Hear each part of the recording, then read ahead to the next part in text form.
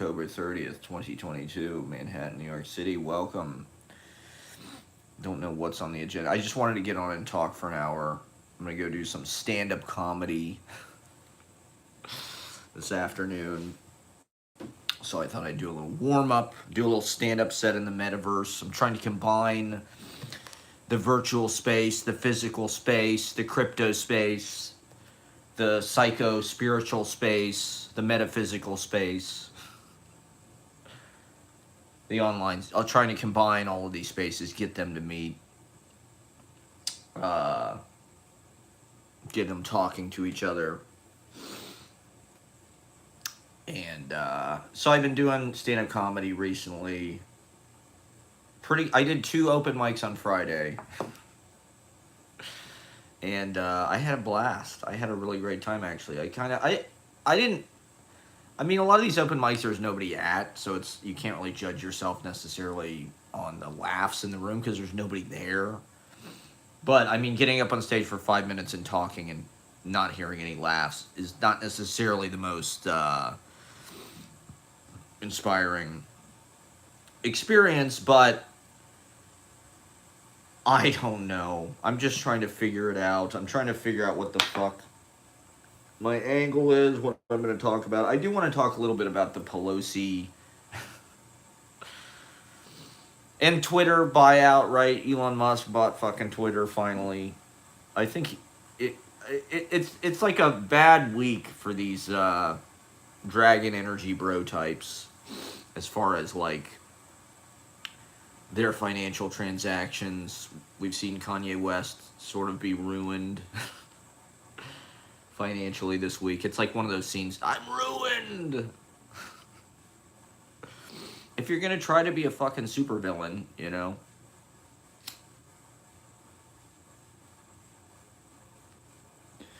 But Elon Musk shared this thing. Well, now he owns the fucking website, right? So he responded to Hillary Clinton. The Hillary Clinton.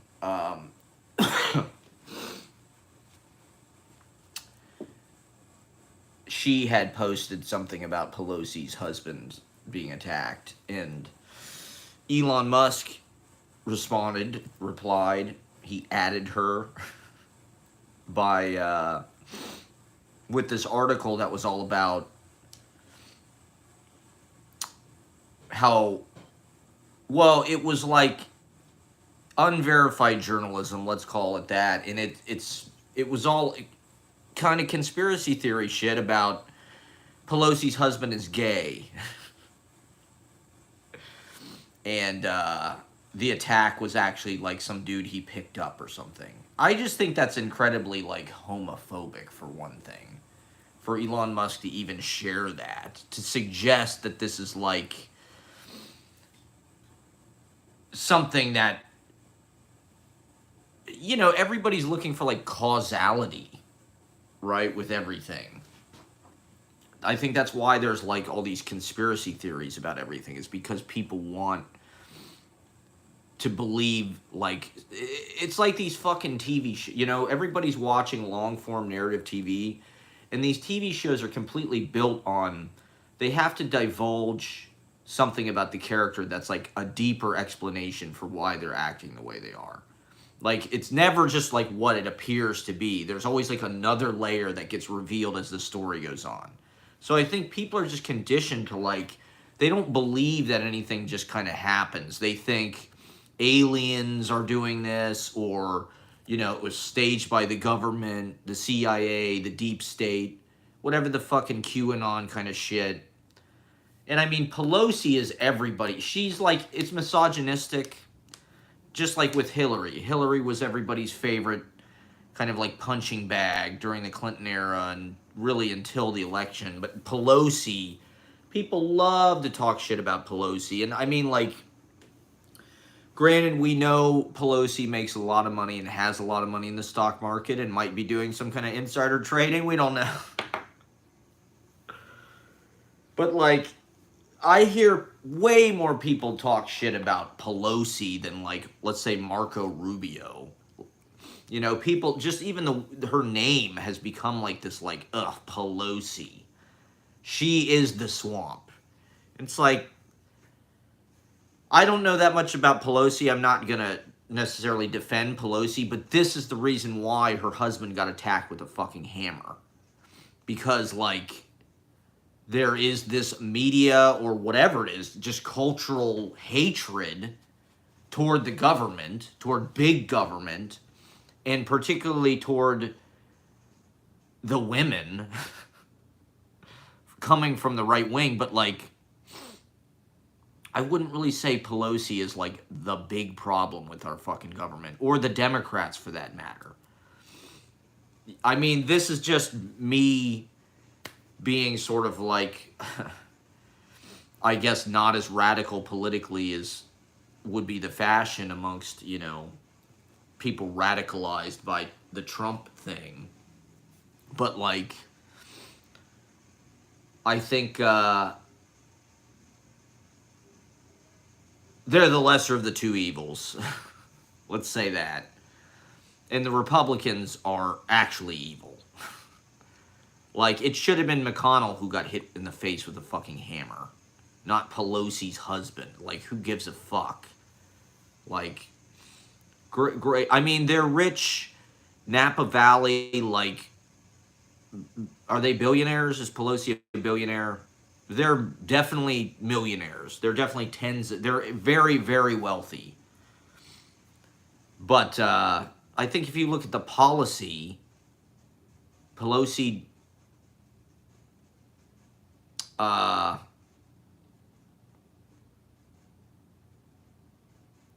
you know, she ripped up Trump's speech. She wore the Kimbe cloth or whatever.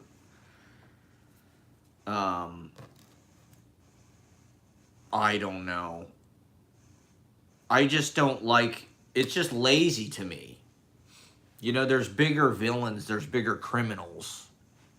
You know, that's how Trump got elected, through this kind of apathy, negativity toward the government. And the Republicans, that's just their whole machine, is they just want to get people.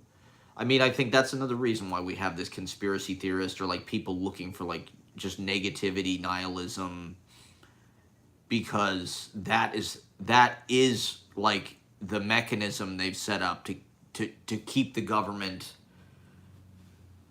doing what they wanted to do, which is basically subsidize big business and build guns,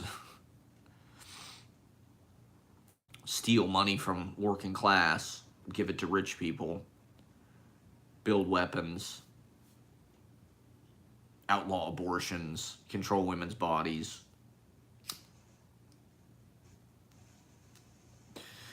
vilify minorities, immigrants.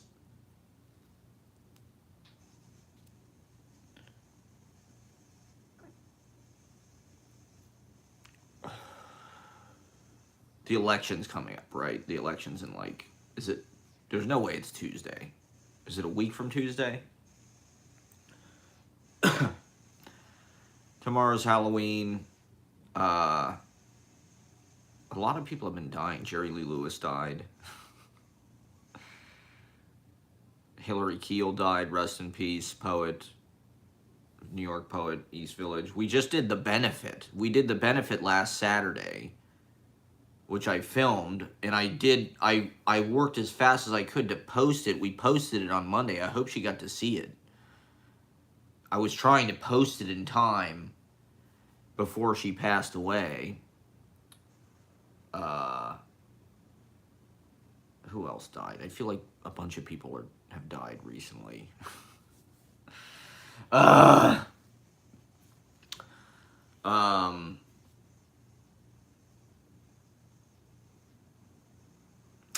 You know, Halloween, I just think, has become this holiday. It's like the most bro. The people that lean the hardest into Halloween are like the worst parts of our society. It's all the spoiled, privileged white people in this neighborhood, and like, it's SantaCon. Halloween is basically SantaCon, except it's different costumes. And like, I think Halloween is cool. I like the way it kind of magically transforms the world into being This kind of everybody's dressed. I think we should just do Halloween every day. Women look so hot on Halloween, it's like fucking crazy. It's like that TikTok meme about Halloween is the one day a girl can dress like, a slut. Not to use that word or anything, but and not get judged by. It's a TikTok meme, okay? I'm not making this up. Halloween is the one day. Why not make that every day? Let's just do Halloween every day. Why make it like the beginning of the cold snap? Let's do Halloween like in September. The chicks are basically wearing lingerie anyway. It's basically, like, that's not a costume. Just because you put, like, a velvet hood over some lingerie, that's not a fucking costume, really. I mean, it is. God bless you. It's a great costume. You win. You win the costume contest. But I don't know. I've just been busy lately, and my week is so backwards because my Monday is like my Saturday, which Monday for everybody else is like, the day of rest or whatever, the day of going back to work. So, like, it's the day I stay out late because the open mic, which I love, but, like, last night was the big Halloween night, and I had to drag my ass out just to even see it because I was just tired, and I'm kind of trying to chill, save my energy. I got a lot going on this week. I'm doing the open mic Monday, and then I'm filming some shit Wednesday and Thursday, and blah, blah, blah, blah. It's November, for Christ's sake. I don't know what I'm going to do. I don't know where I'm going to live, what I'm going to do for money. I'm so fucked, it's insane. But the angels will protect me. I'm manifesting big bucks, big breakthroughs. A casting director followed me on Instagram. She lives in Atlanta, though. She just wanted to do the open mic, which is fine. But I'm banking on my stand-up comedy career to really just, like, blast off. In the next 2 months, I'm going to go from doing these open mics to just being, like, I don't even know, Dane Cook or something. It's time. But, yeah, I think Halloween has just, I don't know. It's just like, it's finance bros. It's tech bros. They love, it's like a caveman party. They used to do that in back to school. It's like it's like a big frat party. New York has basically become a big fucking frat party. And a big frat house, and it's like a Will Ferrell, it's like a jock humor thing. Like, yeah, I'm gonna dress up in like some funny, this is my fucking stand-up, okay? This is it. I'm revolutionizing stand-up comedy by not being funny. I'm changing the game completely. To me, it's just stand-up. It's not stand-up comedy, it's just stand-up. I just get up and I talk, and funny shit will happen, but then, there will be confusion and self-doubt, awkwardness, nervousness. It's about flow state. Did you know that you're European? Did you know that Goethe coined the term flow state? Let's hear it for my viewer, by the way, in Norway. I'm going to tell my audience about you tomorrow night on New York stage. I'm going to talk about how the only person who watches my live stream is Kiwi Mountain. In Scandinavia on welfare. We're bonding through live streaming. I'm building my Tim Dillon online empire. I can't help it that people on YouTube are fucking idiots. And nobody wants to watch my incredibly awesome videos. They're stupid as fuck. YouTube viewers are stupid as fuck. They'd rather watch fucking Jim Cornette shoot videos. They'd rather watch Tim Dillon. They'd rather watch fucking Jordan Peterson. You're stupid as fuck. I can't help it that America is full of Philistines. I'm trapped in a moronic culture. I can't help that. Even the smart people are stupid as fuck. And selfish and just like career terminator assholes. But if my European viewers want to like sponsor my citizenship over there, I'm ready to move to Europe at any time. I will come to Europe and I will be a sensation. I don't know if Europe has like the cultural power though. It seems like you have to be famous in America. Like America really is the only place that fucking matters. When you really get down to it. I mean, at least that's what we believe over here. Fuck all the other countries. We're the best. We are the best country. Fuck you. Our country that we stole is way better than your shithole country. Bam! America! And we dress up for Halloween. And I'm not a part of that. I'm not a part of the big frat culture. I've always been a weird kind of like lurker. I'm a creep. Like the Radiohead song. And I go and I watch these people because they're who live here. Last night I walked around. First I went to Meatpacking District. There were huge lines of people in costumes. We're the best, Kiwi Mountain. Okay? America's the best. Trust me. I've been to France. America's the best. I've seen other countries on TV, okay? And they look like shit. This is my comedy career, okay? This is my heel turn. This woman told me I'm naturally funny after my stand-up set the other day. So, the thing about comedy is there's money. So I'm ready to make some. Let's do it. I don't want to get a job. I think that that's the best job you could probably have in America right now. Just be a stand-up comedian, get up there and just like critique society. Nobody's doing it. Even the stand-up comedians are fucked as hell. They're so stupid. I walked past the Comedy Cellar, Sam Morril, and who's the other guy? Ari Shaffir may have been on it. Who cares? Did you hear about Pelosi's husband? How he got hit in the face with a hammer and they had to reconstruct his face? America seems oddly, I mean not oddly, because we're brainwashed. The people are so fucking brainwashed. I can't even handle it. I don't even want to think about it. I wish that I voted. I really would like to vote against J.D. Vance. Fuck that guy. I hate him with all of my being. With every inch of my fucking being, I absolutely just have the utmost hatred for J.D. Vance. I never want to hear his fucking name or see his goddamn douchebag face ever again. Maybe I should run for the Senate. I think that'd be a good job. I do need a job, so could I like run for the Senate real fast? The election's what, next Saturday? Next Tuesday? Vote for me. Well, you're in Norway. You don't count. Maybe I could be a senator in Norway. There's actually like a history of like pro wrestlers becoming senators. in Japan, Antonio Inoki, who was like, I don't know, the Hulk Hogan of Japan or the Ric Flair of Japan or the Bruno Sammartino of Japan.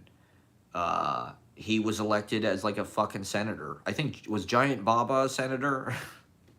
I think there's been Mexican, like fucking El Hijo del Santo, I think was the senator.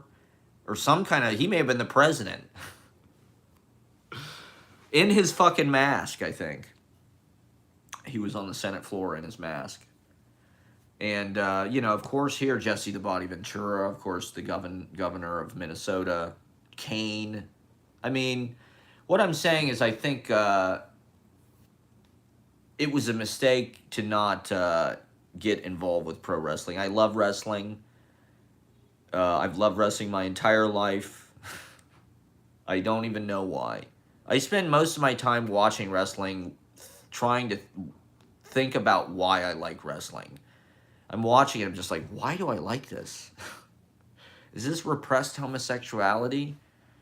It's gotta be repressed homosexuality, right? It's a bunch of men.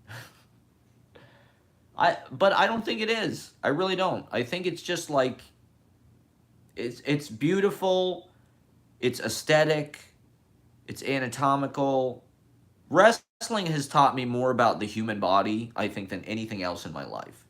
Wrestling really, they come up with creative ways how to interlock, the moves. I love the moves. I think wrestling is poetry.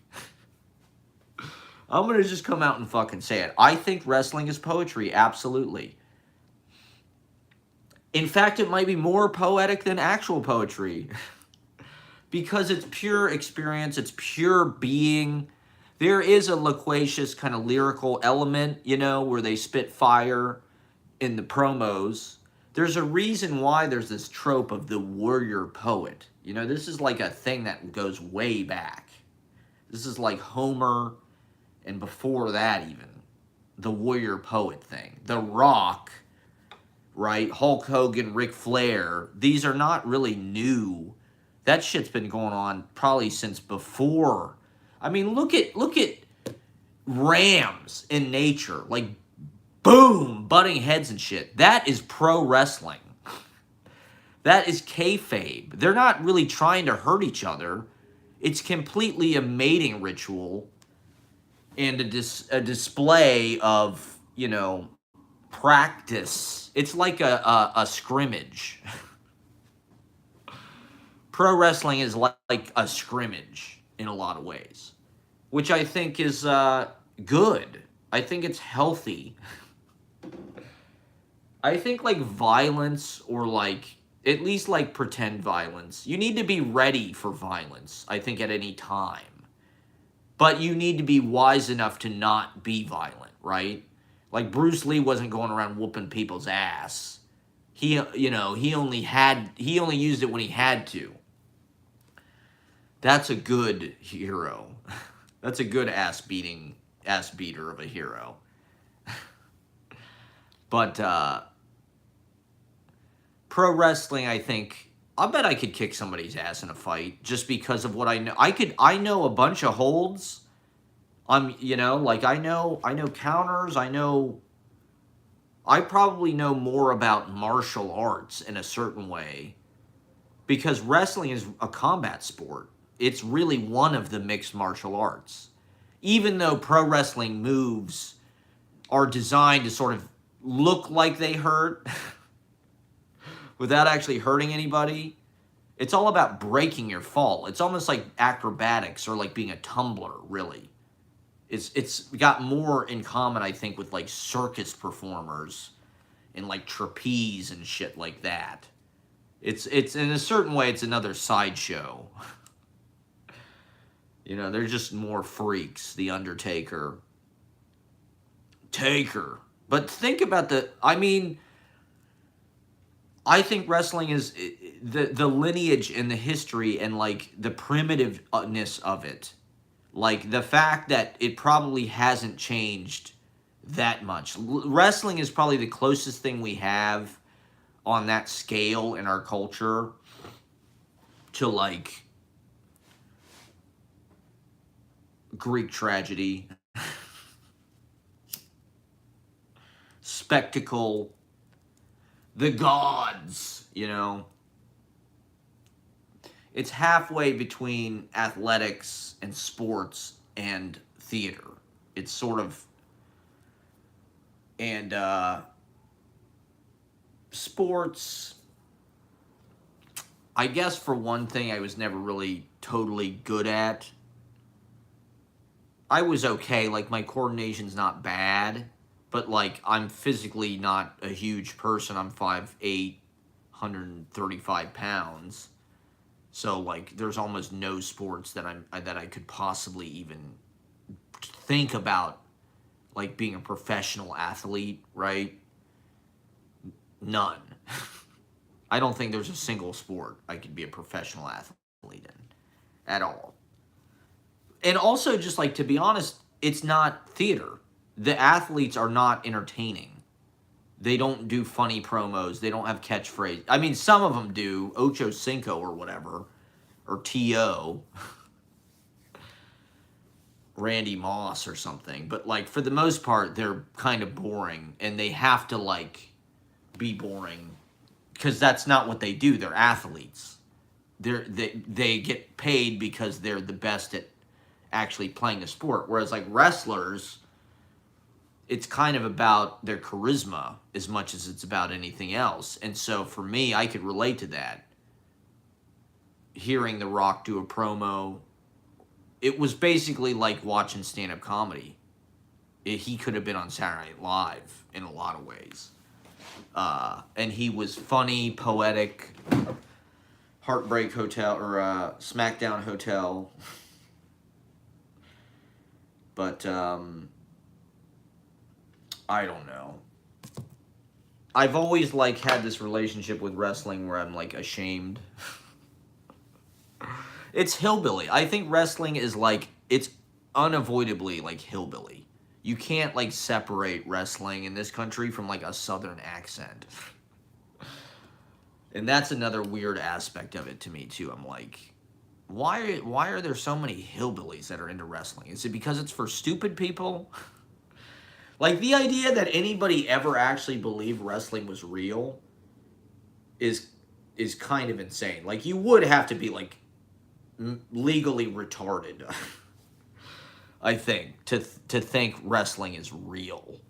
But in the 50s, who fucking knows? I don't know.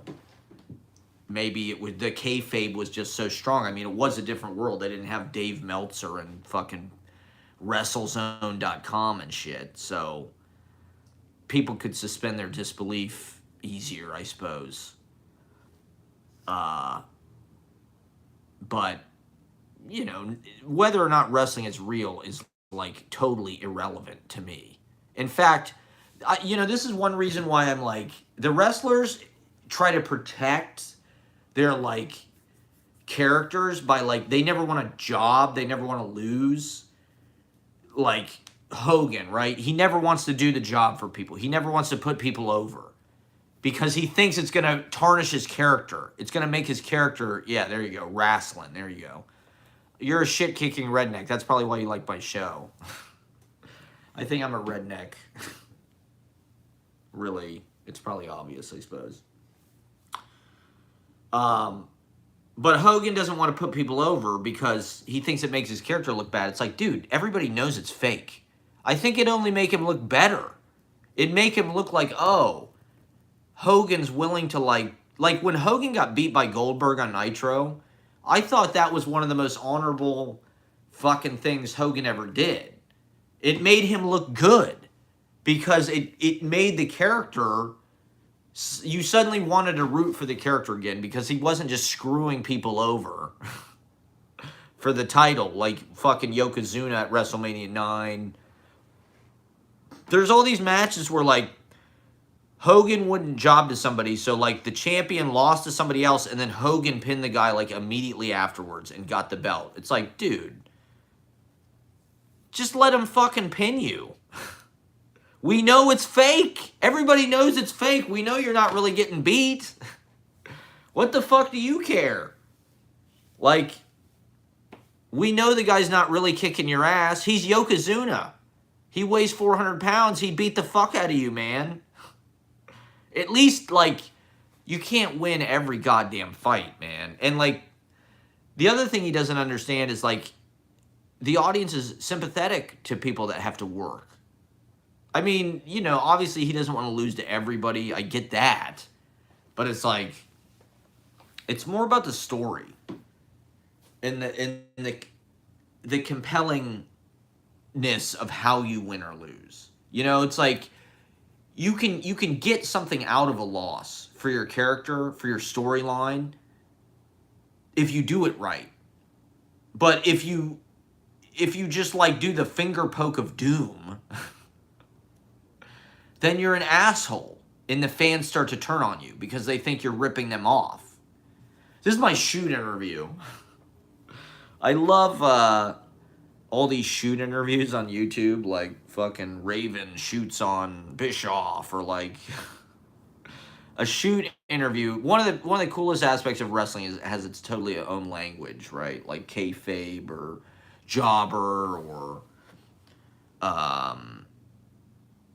work. You know, is something a work? Is it a shoot? If something's worked, it means it's fake. But they don't want to say that, so they have to create this language that kind of camouflages what they're doing.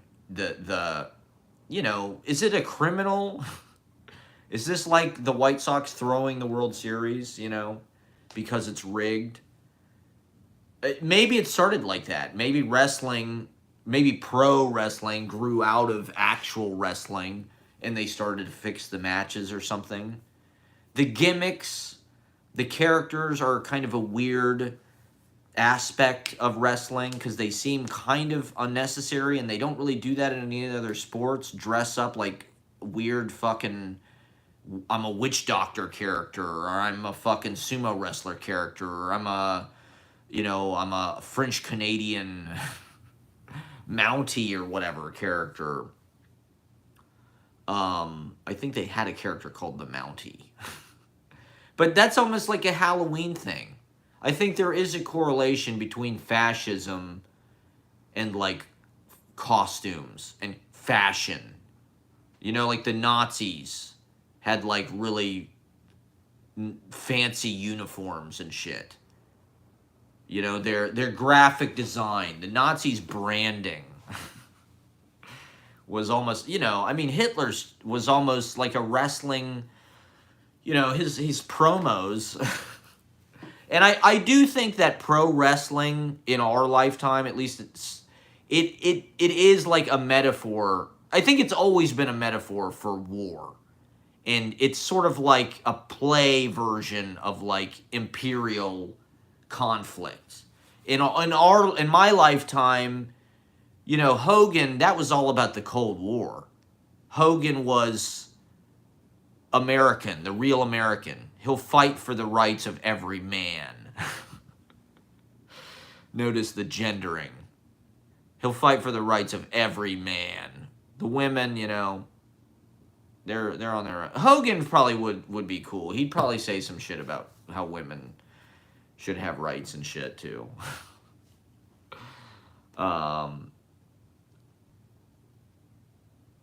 The Iranian women should rip off their hijabs and all that. And I'd like to see Hogan get really specific about the war in Ukraine, brother, and the United Nations Secretary General, brother. You know, why not get very specific? North Korea and President Xi. Why not get really specific about the geopolitical conflict? Because that's really what's underneath it. I mean, I thought it was really fucking weird when during, like, you know, post 9/11 ruthless aggression era of WWE, World Wrestling Entertainment. I think the World Wrestling Federation, to me, that's what it is. It will always be the World Wrestling Federation. To me, that's a much better name. The World Wrestling Federation. It sounds like the World War II. It sounds like the Crimean War or something. The Franco-Russian or Sino-Russian, the World Wrestling Federation. But they had to change it to World Wrestling Entertainment because all the wrestlers were dying and killing their wives and murder-suiciding themselves and, you know, suffering massive. You know, the World Wrestling Federation, I'm sure, is worse than the NFL as far as, like, those guys are so fucked. You know, like, their brain matter is just destroyed. They completely, a lot of those guys are dead by the time they're 40 or 50. You know, it's like Dynamite Kid, Brian Pillman. It's just like so many of these fucking guys die. Their hearts explode. For the glory of the ring and the gold. And they're, you know, they're our gods. The way the ring slams. Power slam! Power bomb! They're gods. They truly are gods. The Rock, the biggest movie star in the fucking world, The Rock. I mean, come on. I like The Rock, but I don't really want to see a fucking... I mean, he is like a Hercules figure. Didn't he play Hercules? That's what he reminds me of. He reminds me of some, like, fucking bodybuilder guy that became, like, a movie star and just did, like, kind of schlocky genre fucking shit. Like, he played Hercules or something. It's like... I like The Rock. I don't want to see any of his goddamn movies. But apparently I'm in the fucking minority because he's the biggest movie star in the goddamn world. He just joined Marvel. He's Black Adam now. I mean, you can't win. You cannot fight City Hall. There's a fucking TV show now called Young Rock. I don't know if you have this in Sweden, but here in the fucking US and A, all right, where we'll beat your country's ass. Because that's what wrestling is really about. America bombing your country into the fucking ground so don't fuck with us, because we'll send Hulk Hogan over there. Or John Cena. Or Roman Reigns to beat the fucking hell out of you. I mean, say what you will about America, we will kick your fucking ass. It's that simple. And I hate it. It's bad karma. I'm a pacifist. I'm a conscientious objector. In the World Wrestling Federation, I'm a conscientious objector. I'm more, I like the fakeness of it. I lean into the fakeness of it. To me, it's, the war should be fake too. They should be kayfabe. You know, fighting real wars is really dumb. Fighting fake wars is fun as hell. Wrestling. Backyard wrestling. I have my own history. I wish I would have done more wrestling. I think I'm ready for a comeback. I think, you know, it's time. It's time once again to don the, to strap up the boots. And to don the tights, the elbow pads. I don't know. I'm ready. You know, if there's a wrestling federation out there, if anybody wants to get down, I'm ready to sign. WWE, if you want talent, I'm ready to join NXT. I'm ready to join some developmental program. I mean, DDP, he started when he was like 35 or something. Granted, he was 6'4" and 280 pounds or something, but I could be like a junior light heavyweight. You know, put me in like the backyard wrestling division. They should have a fucking backyard wrestling division. They probably don't want to encourage that. Well, since 9/11 and Bush era, The Rock is a Republican, by the way. Dwayne The Rock Johnson is a Republican, so fuck him. I'm sure he voted for Trump twice. No, he maybe didn't vote for Trump. I think he's too Hollywood. There's no way he could vote for Trump.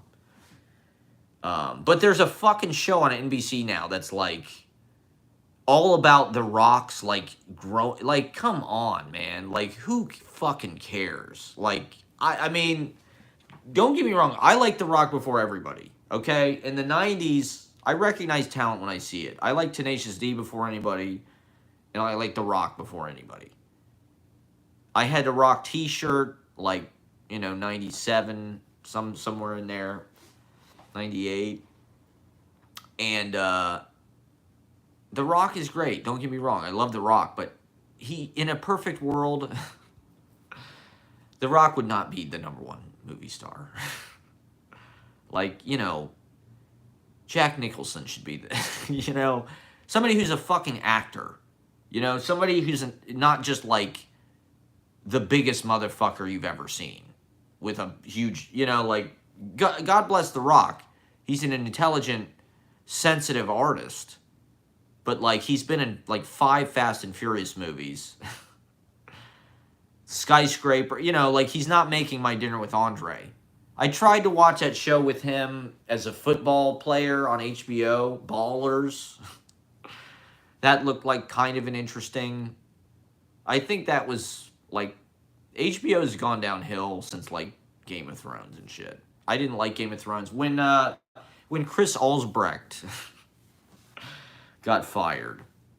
That's when HBO kind of started to go downhill for me, anyway. I'm not into Game of Thrones or any of that dragons bullshit. I hate those fucking shows. I think they're like gore porn. They're sadist gore porn. They're part of that. They're part of the reason why Pelosi's fucking husband got hit in the face with a hammer, because people are just incredibly cynical and incredibly nihilistic about. To be honest, I think we could turn things around in the world. I don't think human beings should give up. I think we could solve the climate thing. There could be some kind of scientific breakthrough where they figure out how to harvest the carbon or some shit. Like, they could repopulate the animals. I could see, I thought the world was going to end with Trump.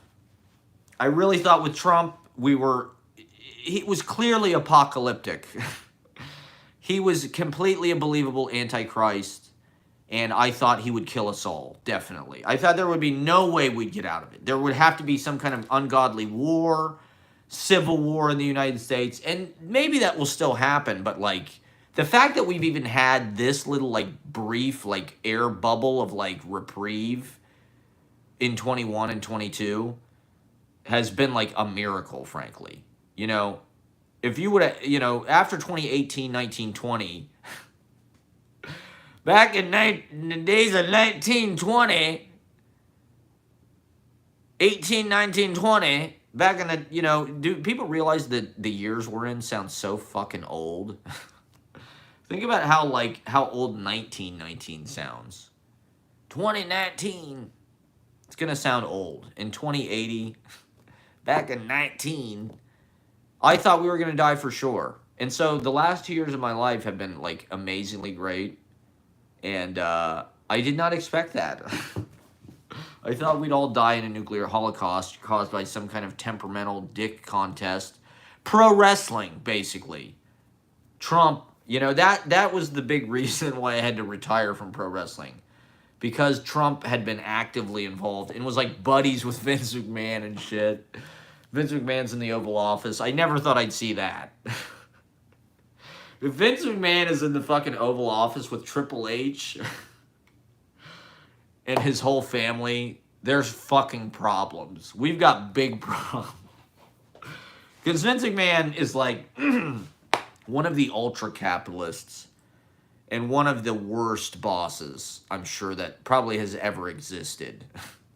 Like, he doesn't even give his employees, like, health insurance. It's like they're wrestlers, dude. Like, they put their bodies in grave danger every day. They could get paralyzed. They could get dropped on their heads. And Vince McMahon's just like, I'm not liable for any of this. You're on your own if you want to get, pain medication and shit. You're fired! May McMahon burn in hell forever. He's brought us so much great entertainment, the son of a bitch. He's a sicko, man. I think his sense of humor is disgusting. Where he makes people kiss his ass and stuff. Like, that was not really why the WWE was great. They kind of pushed it too far. They were a part of that whole 90s shock jock era. You think this is the end? I don't know. I think we're going to recover. I think we're going to solve our way out of this. I don't think it's good that Elon Musk bought Twitter. I think it's somebody with that somebody should just not have that much power. He's clearly like an autocrat, and he's going to try to control the platform, even though his whole thing is about, like, oh, I'm going to liberate Twitter. The bird is freed. Yeah, you're right, motherfucker. Here's your bird right here, cocksucker. Elon cocksucking shithole Musk.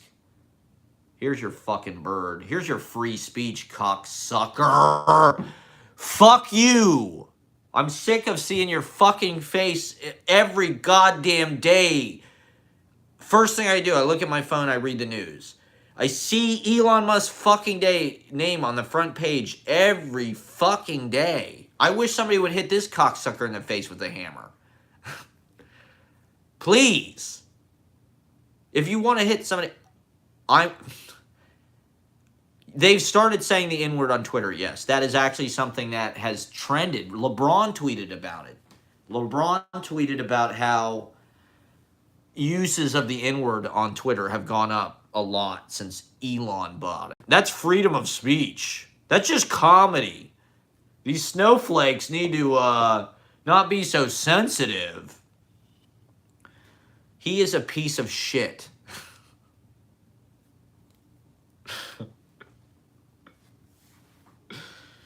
Elon Musk is the N-word, if you ask me. He's the real N-word. If you want to use that word, he's the... He is a piece of shit. Like, he's 80% hype. And he's... The problem is, okay, part of the problem is our society has been reoriented to believe in those kind of stories. Where it's like most people are completely fucked and in poverty and have no place to live, security. But we believe in and we empower these like entrepreneur, genius, business person, individualist, because everybody believes in this Ayn Rand bullshit about capitalism, individual achievement. The government is holding me back. The government, the laws, the fucking woke bullshit, the people that are like overly sensitive. It's all about Bezos, Elon Musk, Zuckerberg. It's all about these titans of like the tech thing, man. These people have walked all over. They've stolen our entire fucking society. The apps, the phone, they are like a mafia that has stolen every business. Food, fucking taxis. It's all done through your fucking phone. The fucking subway is an Omni thing now. It's like, it's all tech bullshit. They've stolen all the goddamn cities. They do their obnoxious Halloween celebrations because they are sitting pretty. If you're in the tech industry, you're making six figures. All you do is send emails all day. It's not like you're a fucking ditch digger. Like, you're on cloud nine. All you do is go to fancy restaurants and fucking fly to Burning Man and shit. Like, fuck you. You are a piece of shit and you're murdering the planet. And phones are not making our society better in a lot of ways. It's a tool. There should be balance, is all I'm saying. The tech companies are really monopolies. Look at Amazon, right? They've stolen basically retail. They've stolen the entire retail industry because of convenience. That's not free market. That's like capitalism gone berserk. Like, that is like taking your choices and narrowing them down to one fucking thing.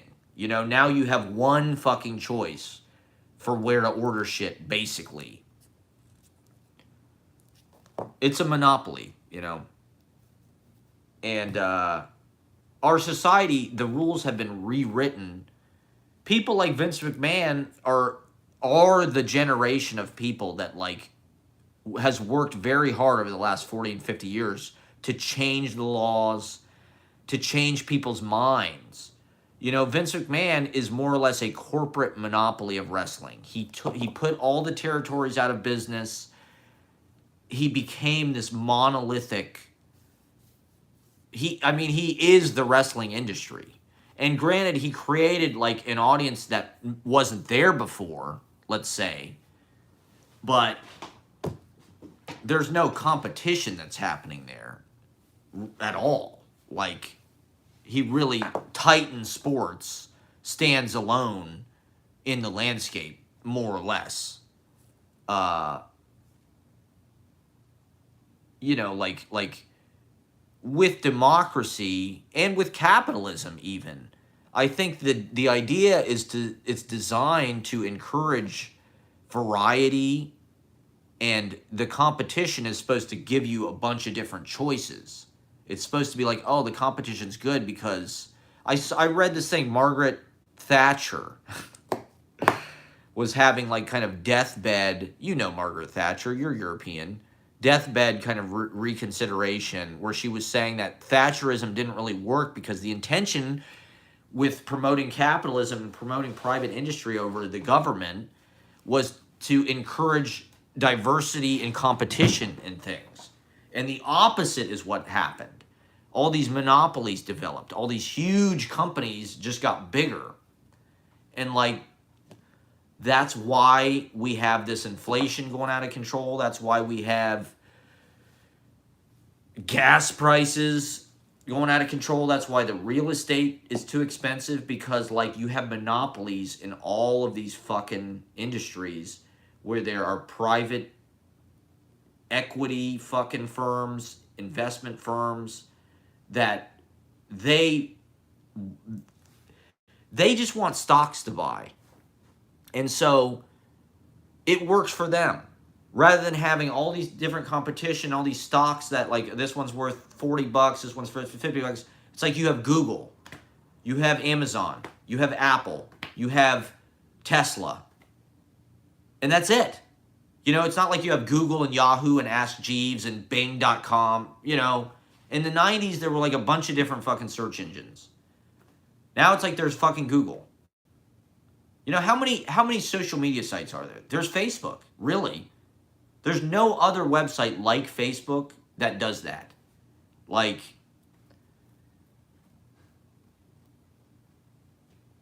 they just have too much fucking power. And I don't know, maybe tech things just tend to that kind of thing. Like, can you really have a small business that's like an app?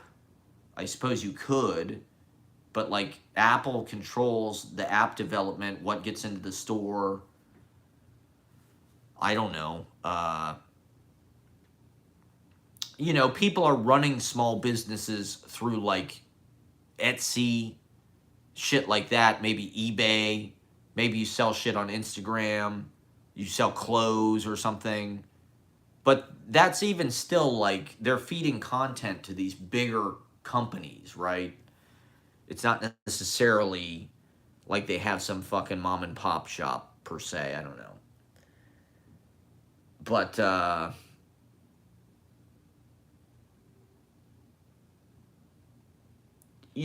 everybody has just become like assimilated employees to this stuff is part of what's uninteresting about this. It's like the board. It's just like everything it touches has to join it. And so that's why there's all these people in New York who are just like they wear their college sweatshirts everywhere they go. They're just like, New York has become like the biggest like campus. It's just like every fucking dickhead who is a business major or a marketing major or whatever, a finance, analyst, does spreadsheets, does, all of those people, white collar. But even, it's just people from big colleges all over the fucking country. It's people from Penn State, people from Ohio State, like me, people from fucking Florida. And, like, they're not interesting people. They're just bros and hoes. And they're just generic people. They can just, they're frat dudes. They like drinking and dressing up like Santa Claus, and like they think Will Ferrell is funny and shit. They think Will Ferrell is like God. And so they move to New York and they bring that sense of humor. They're not like sensitive artist people. They probably like the Strokes and shit like that.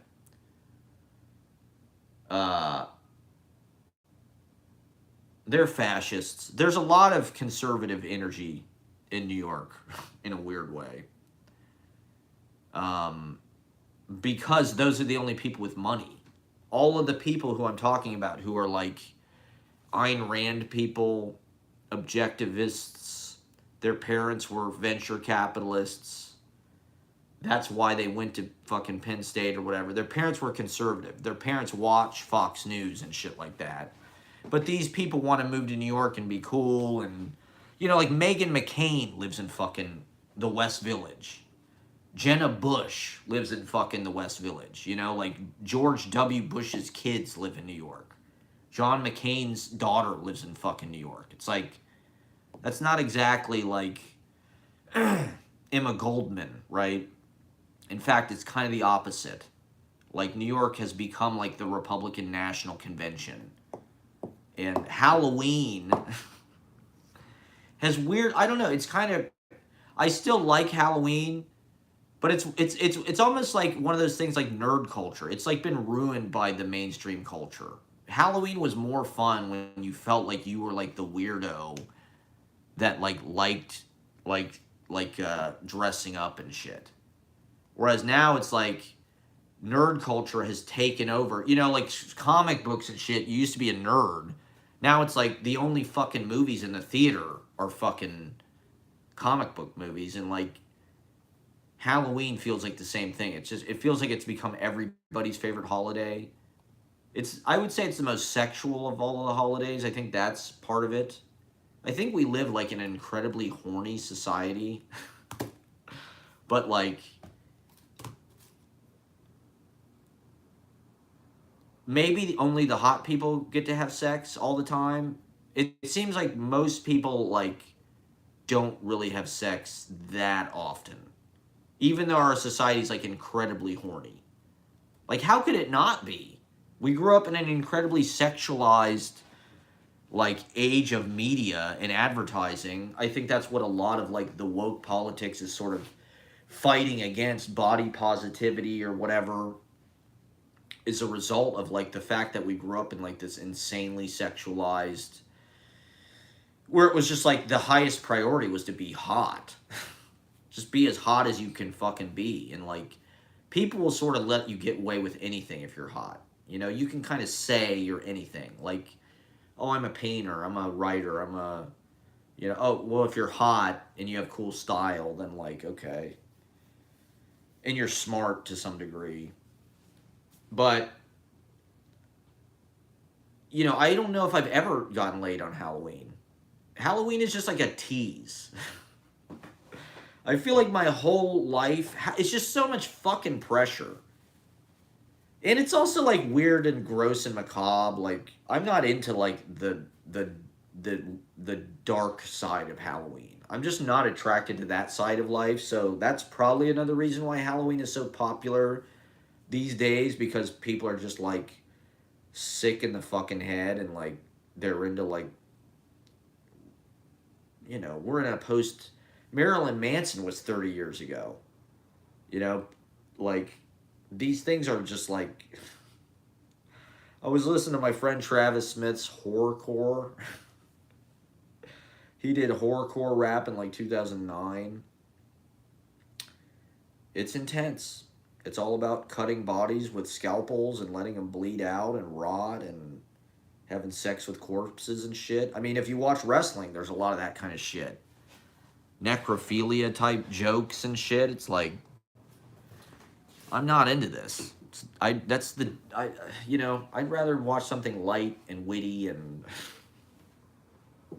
gay, like, you know, a Frank O'Hara poem or something. But yeah, I think people put a lot of priority on sex because it feels great and it's immediate gratification. I mean, it's the most immediate gratification. Is there anything that feels better than sex? I don't think so. Not in this life, pal. At least not in the short term. In the immediate short term, I'd say sex is probably the most potent experience that we have, you know. Maybe doing certain drugs, I suppose, but that's a lot more risky depending on what it is. But it's like, I just feel obligated to go out and do something on Halloween. You got to get a fucking costume together. I always have like shitty costumes. I always have like half a costume. You know, like I have like half of what I need. Like I'll do an Indiana Jones costume. I might have like a leather jacket and like khakis and like a hat. But then I don't have a whip or like, that's like story of my Halloween. It's been a long time since I've had like a really good Halloween costume. But I also just think people that like put so much effort into that are usually like privileged and like, I don't know, just kind of like boring white people, boring middle class, you know, real world road rules kind of finance bro, douchebag, frat. What other names can I hurl? What other invectives? Uh,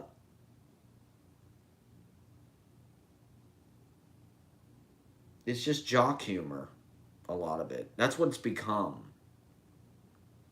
And it's fun. So I went out and I walked around for about 3 hours. I just wanted to see people's costumes, if nothing else, it's cool to just see. And last night was like the night. Unfortunately, I was just so tired. But it's like the weather was pretty good, and like a lot of people were dressed up, a lot of people were out. The girls were all looking sexy as hell. Why don't they just dress like that all the time? I don't get it. We would be fine. We would it would be normalized. We were just normalized to it. If women just dress like hot as fuck all the time, we would chill out about it. The problem is they almost never dress hot as fuck now, so you get like, holy shit, did you see that girl's cleavage? Or like, they know what they're doing. They know exactly how much to reveal, but I don't know. Even as our society's gotten more permissive in certain ways, I think women, the past few years since Trump was basically like a Lysistrata era in a lot of. I mean, at least for me, other people may have been out having throuples and like ethical polyamory and soft parties and shit like that. It seemed like everybody else kind of went sexually extreme during Trump era, and I kind of went the opposite way. But it also just felt like women kind of froze us out for about 5 years because of Trump. It felt like women just went, "Fuck no, you're not getting any of this." Like, uh,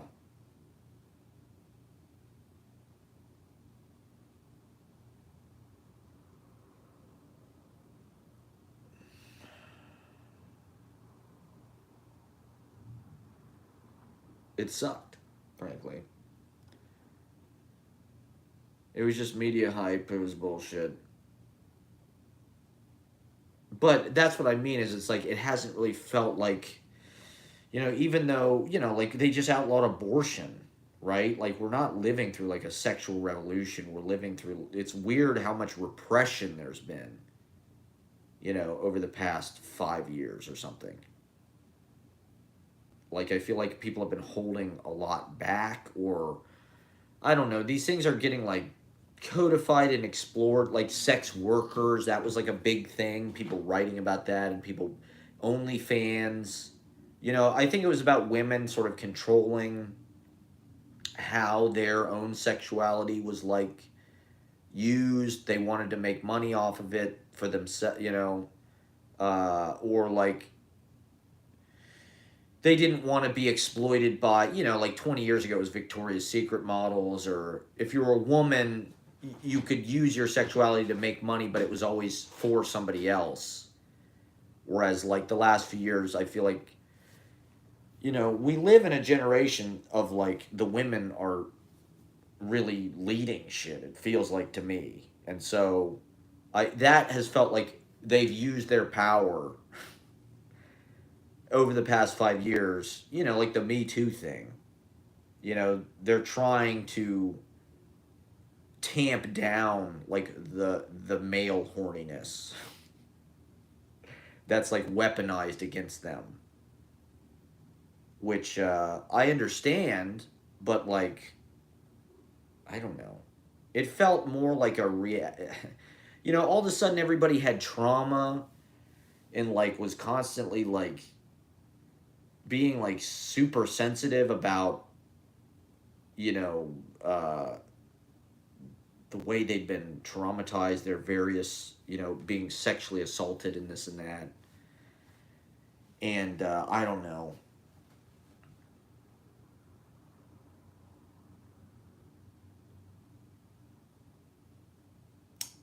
It's good that like there's more awareness of that now, but it also felt like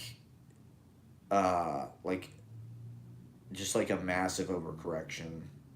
I don't know. It felt like it just kind of like inhibited everybody and kept people apart from each other, kept people from being able to connect. And it just made everybody hate each other. It made the genders hate each other. Women really hated men. I mean, I don't know if it seems like it's chilled out, but like, especially white guys, 2019, 2021, women basically hated men. That was like, everybody was gay all of a sudden. It became cool to be queer. Not that it isn't cool, but it just became a trend. And like, it became very uncool to be a fuckboy. But like, I've seen a lot more people. There's been like a resurgence of the fuckboy. There's been a renaissance of the fuckboy over the past few months. I feel like this year there's been a rebirth of the fuckboy. Because I think, there's nothing wrong with being a fuckboy. Okay? If you're good at it. Like Pete Davidson, people like Pete Davidson. Women love Pete Davidson. Who could be a bigger fuckboy than Pete Davidson? He is king of the fuckboys. He is like boy toy public enemy number one. It used to be called a boy toy. By the way, what happened to that? Why can't we just be boy toys?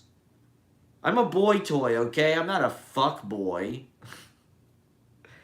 And what's wrong with being a fuckboy anyway? The world needs fuckboys, okay? The world needs hot guys to sleep around. It's the greatest thing in life. Don't try and trample my rights as a fuckboy. That's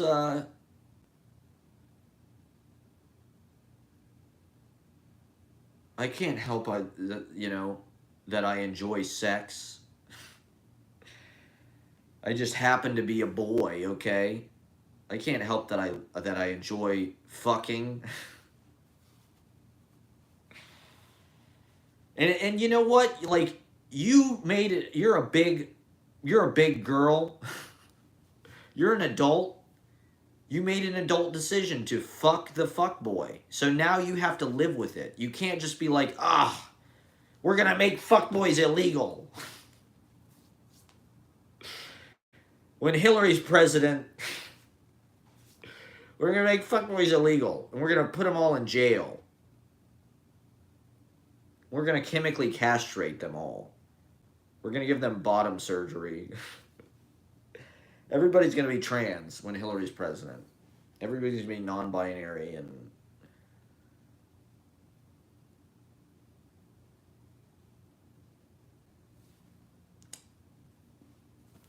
I kid because I love them. They don't accept us. I don't know. I accept them.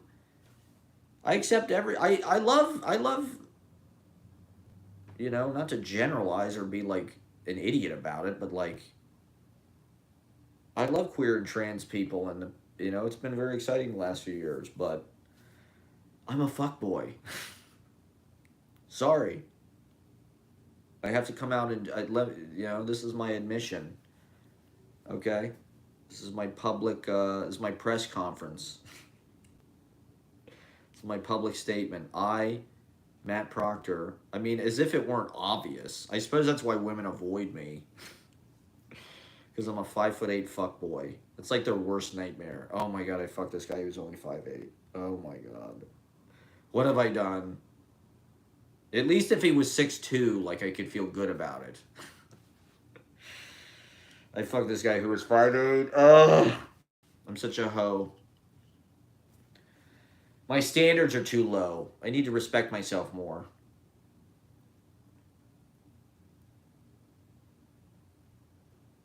Alright. Well, I gotta go do comedy now. Now I'm all warmed up.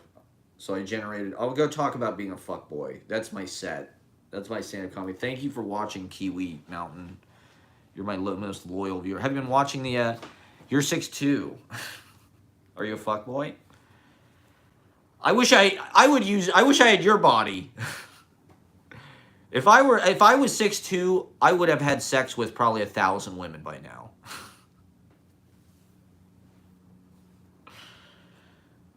Probably at least 100 or 200, let's say.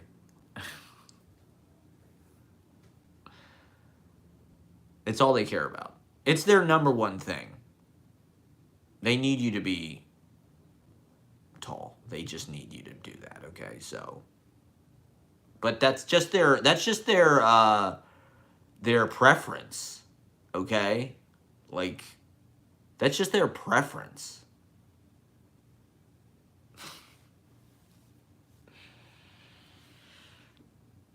Okay. Well, thanks for watching. Check out, have you been watching the open mic videos? Have you watched any of those?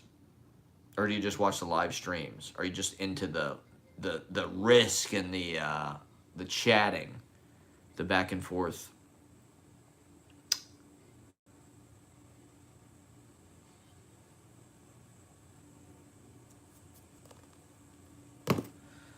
Check out my videos. Check out the open mics.